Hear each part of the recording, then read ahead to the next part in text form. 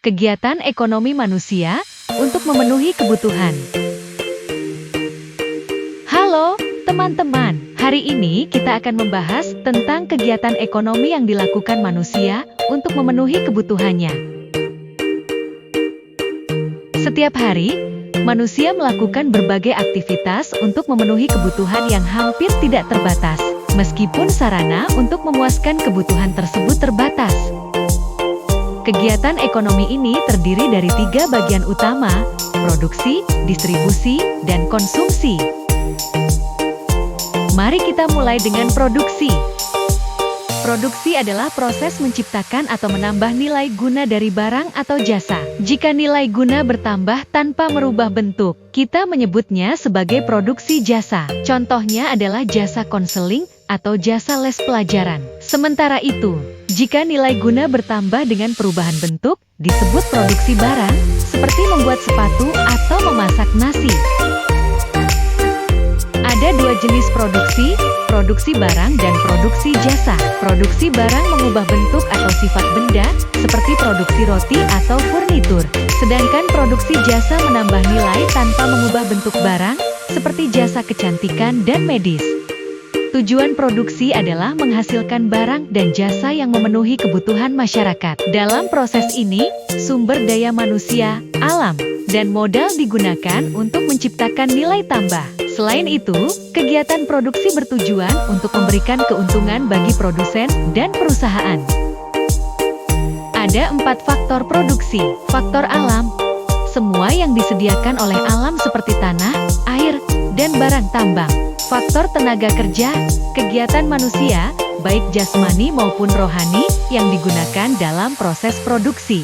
Faktor modal, segala benda atau alat buatan manusia yang digunakan dalam proses produksi, seperti mesin dan uang.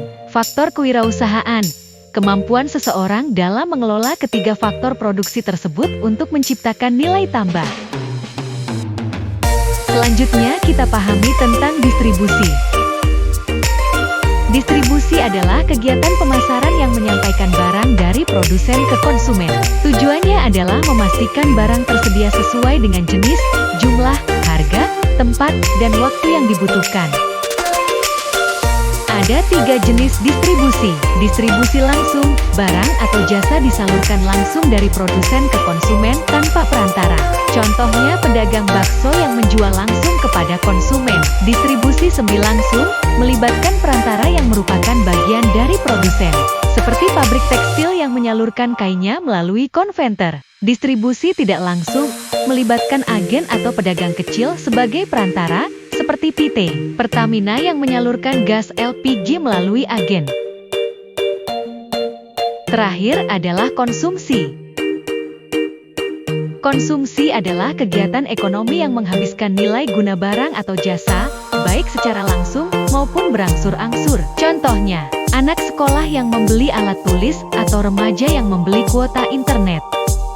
Tujuan konsumsi meliputi memenuhi kebutuhan manusia, meningkatkan kualitas hidup masyarakat, meningkatkan perekonomian negara, mempertahankan keseimbangan lingkungan, menjaga status sosial dengan produk kebutuhan primer, estetika atau keindahan. Konsumsi dipengaruhi oleh faktor internal seperti motivasi dan kesukaan, serta faktor eksternal seperti harga barang dan budaya. Itulah penjelasan singkat tentang kegiatan ekonomi manusia yang terdiri dari produksi, distribusi, dan konsumsi. Semoga pembelajaran ini bermanfaat bagi kalian semua. Sampai jumpa di video pembelajaran berikutnya.